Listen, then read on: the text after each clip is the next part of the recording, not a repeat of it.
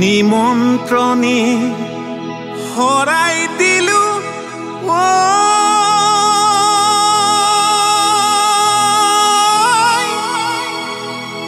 ৰাজীৱ হদিয়া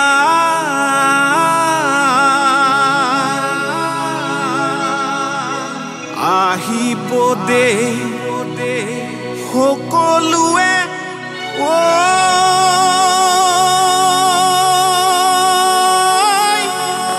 সময় উলিয়াই ফেব্ৰুৱাৰী 9 তাৰিখ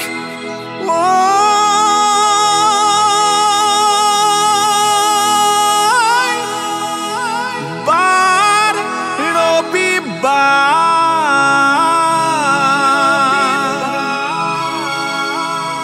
সুখ দুখৰ